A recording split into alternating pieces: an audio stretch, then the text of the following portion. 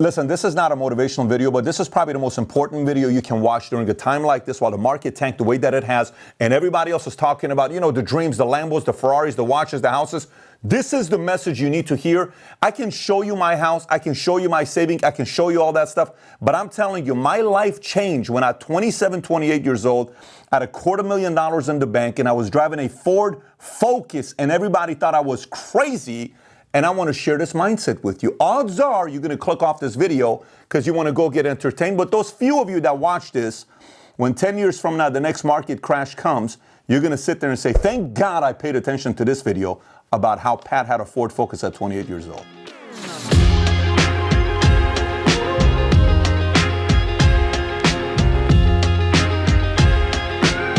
So stick around to Lavish to get the PDF of today's notes, but let me get right into it on why today's message is very important. I'm 26, 27 years old. When I first started making money at 21, 22, I started buying nice cars. I'd go to Vegas, all this other stuff. And then all of a sudden, I lost everything. I'm $49,000 in debt. I'm about to go back into the military. You've heard this story before. Then I get into insurance. I meet a man that all he talked about is, Pat, just trust me, have cash in place. If you do anything with me, go set aside cash. Now, my dad, for the longest time, always told me to follow and said, always have savings that nobody else knows about. He said, it's healthy for marriage, it's healthy for a man, it's healthy for business, it's healthy for you, period. Have cash set aside somewhere that I don't even know about, that your wife doesn't even know about, that nobody knows about because it gives you certain backing. So now, today's message is about business expenses that startups waste their money on, and a lot of people that are starting a business right now, maybe you're even an independent contractor, salesperson, a realtor, insurance person, maybe you started a small business for yourself with your partner. There's a lot of ways that you're going to be tempted to waste money. I'm going to share with you what things to look out for, and then the decision's on you to see what you do with it. So let's get right into it. Point number one, expensive office spaces. You will be tempted to get a very, very sexy office space because you think the office is going to make you the money. The office is going to make you nothing. Let me give you a story. First office lease I signed was in Granada Hills. It was right off the 105 freeway. On a meeting I was doing one day with my sales guys, in the middle of a meeting, there was a drive-by shooting and boom, the shot comes from right behind me. There's a hole in the window on the back to my left. And I'm looking at him like, everybody's like, oh shit, what just happened? I'll go a little closer. I'm like, okay, there's something going on out there. Cops show up. Anyways, my first office was a regular office lease I picked up. And I took it from a guy who was a countrywide rep making $400,000 a year, started his own mortgage business. Boom! Mortgage hits the mess they went through, similar to what's going on right now. This was 06, 07. I go into the office, it's empty. I took it over sublease. I saved 20% on the lease. Everything else, furniture, everything's about $40,000 worth of furniture. A $25,000 phone system was part of the negotiation that I got. I moved into that office. It was safe. It was cheap. I could afford it. We started the office space, and then boom, it took off within the insurance. So many times you'll be tempted to think, oh, if I only have a better office, sexier office, our guys are going to be more excited. They're going to be more this. When you're a startup, you just want to make sure to stretch the dollar as much as possible. And the last thing you need is a sexy office space. Number two is overhiring. Let me tell you what I do when I hire somebody that's coming on board if I'm running a startup. So let's just say you're running a startup, or you're a new person, you're in sales, you became a broker and you're running an office, or you're running a small little business that you're running. When I'm doing an interview with somebody that I bring on board, this is a question I used to not ask early on. Now I ask this question every single time. This is the question. And I say, hey, John, just out of curiosity, you ever worked for a startup before? I never have. So typically when you work is like Fortune 500, Fortune 1000 companies. Yeah, I've typically worked for an established company. Okay, let me share with you the difference between a startup and the difference between a Fortune 1000 company. I want you to really think about whether you want to have this kind of a position or not. I said a Fortune 1000, you can come in, you clock in, you leave, and you're typically going to leave on time, if not a little bit even earlier. No one's going to take notice. No one's going to know. And say your typical job expectation is this much. You hit it, you're good. You'll get your 3 to 5% raise every year. Everything is good, safe, no one bothers you, right? And that's many people's jobs when they work for a Fortune 1000 company. When you work for a Fortune 1 million company or a 1 billion company, which is a startup, obviously you understand what I'm saying here, it's a startup. And here's how a startup works. It's nonstop. It's constant. You're wearing multiple hats. You may have 1 job, 2 jobs, 3 jobs. You may sit there and have a job description of what you're doing. Sometimes you may do 2 other jobs outside of this because it is a startup. So everybody's wearing different hats. One minute I'm wearing this hat, the other minute I'm wearing this hat, the other minute I'm wearing this hat. It's startup. Now here's the good, bad, and the ugly. The ugly is it's constant. The good is if you stick around a startup and you do something big, long term, the big money's made many times by being part of a startup and you bring value to the company. But for you, which do you prefer? Do you want more of a Fortune 1000 type of a company where it's safe, it's secure, and it's quiet and nobody bothers you? Or do you want to be part of something where you have the pride that you built something big together? You'd be amazed how many people will just say, well, I really have to think about this decision. You know what they're saying when they say that? That they don't want to be part of a startup. They want to go to a safe place. But you know how many times when I openly talk to people like this, you know what they'll say? Oh, I'm so bored out of my mind. I got a job at a Fortune 1000 company. I am so bored. Every day I go to work like, I don't care how much they pay me. My life is boring. I need some excitement in my life. I want to be part of a startup company. Phenomenal. Then let's go do something together. But I don't have the money to give you an expense credit card. I can't afford to give you the kind of salary others are paying you right now because this is how much money we have that we're working with. We've raised this much money and I can't overpay you. Are you okay with that? But in the back end, we can do X, Y, Z. Again, hiring prematurely or over-hiring when you don't have the money nor the luxury and you need to manage expectations upfront with the people you're hiring so they know exactly the kind of situation they're getting themselves into. Number 3, the savior consultant. Avoid these guys. They'll come in and this is what they'll sound like. Oh my God. This is your business. Let me tell you my background. Here's what I did. For only $15,000 a month with a 6-month contract, I'm going to be able to help your company get into all these different markets, and we're going to help this company do this, and you're sitting there saying, oh my God, guys, I found a savior consultant. This guy's going to take us to the next level. And you pay this guy $15,000 for 6 months. Nothing happens first month. You ask him in the 6th week, hey man, I paid you the $15,000. What is really going on? Well, first month was really learning and we're kind of going through our needs analysis. The second month is this really you're going to start seeing the impact of what we do for you by month 3 or month 4. If you've gone through this, you've heard the script before. Be careful with these savior consultants. Very careful. The way I hire a new consultant, this is how I do it. Let me give you the right script. Hey, Johnny, I appreciate the fact that you're an incredible consultant. How much do you believe in what we can do here as a company? Oh, I fully believe you guys can pull it off if you guys do the right things. Fantastic. Here's what I'd like to do with you. I'd like to see if you really believe in what we're doing. I don't have a lot of money to stretch. I'd like to work with you on first month, $2,500. And on the second month, $3,500. On the third month, $4,500 and $5,500, and not a contract. But if you do me good and you hit these markers that you believe you can do by the 9th month, I give you a $30,000 bonus if you hit these markers. But I pay you by the 9th month because you've also helped grow the company and marketing and this and that and blah, blah, blah.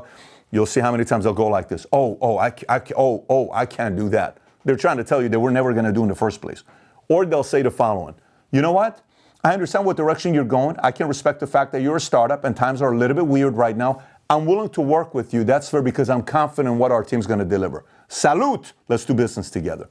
But manage expectations with how you hire consultants from day one, or else you're going to be wasting a lot of money.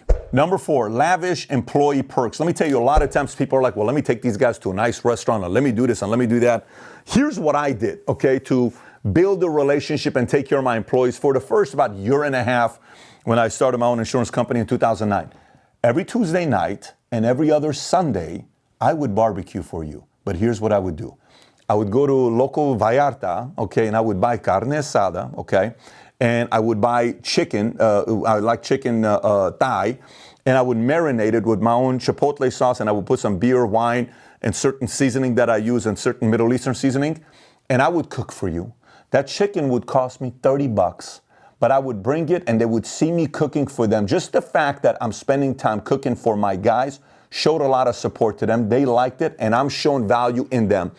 When you're small and you don't have a lot of money, you don't need to take people to high-end restaurants to impress them. Not at the beginning. That can come later on, but not at the beginning. Best way to do it, maybe you cook for them to save yourself that money and establish deeper relationships. Number 5, buying expensive tools. Look, no matter what you're doing, whether it's going to be a HubSpot or you're going to be tracking your CRM or this or that, there's going to be so many different tools that you can buy. And you will be tempted to want to buy the highest model tool that you want to buy for whatever you're trying to pick up. For us, for insurance, I had the option to buy $250,000 software versus a $100,000 software versus a $25,000 software. You know which one I picked. I went with the $25,000. Then we upgraded into the $100,000. Then we upgraded into the $250,000. And then eventually we upgraded into the $10 million software that helped the company become a tech-enabled company. But don't sit there and say, oh my God, if we only had that software, we'd blow up. Totally get it. You may not be able to afford the top-of-the-line software they want, but start with what we have. And a lot of times when you work with a company, you can buy the shell and build up. But the biggest factor is if you know you're going to make your company win long-term, get used to selling your partners of how valuable of a partner you're going to be if they buy into you. Meaning, many times I would say, John, I can't afford to pay $100,000, but I'd like that software. Well, Pat, we can't afford to give it to you. Why don't you start with the $25,000 one? I said, I totally understand it. To be honest, quite honest with you, $25,000 is even a lot for me. However, here's what I'd like to do with you. What's that? How about if we do $25,000 up front and I get the $100,000 software, but 12 months from now, I give you another $25,000. And then 2 years from now, I give you another $25,000. And then 3 years from now, if this thing's going the way it's going, instead of paying you $100,000, by the third year, I pay you $125,000, meaning the last check is $50,000.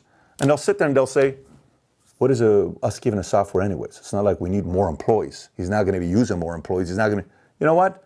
Great. Here you go. Take the $100,000 software with a 3-year contract that by the end of the third year, instead of paying the $25,000, you pay $50,000. Rather than getting $100,000, we got $125,000. But what did I get in return? I got the $100,000 software up front for only $25,000. And I was able to stretch the dollar and pay $125 over 3 years. So I saved myself money up front, which is when I need the cash the most. Because if you go out of business by the second year, you're not going to have to do the whole thing. The person's taking a risk on buying into you, knowing you're going to be there long term, but you're also selling yourself to say, I'm going to be in business, and if I am, for your loyalty, I'm going to give you an additional $25,000.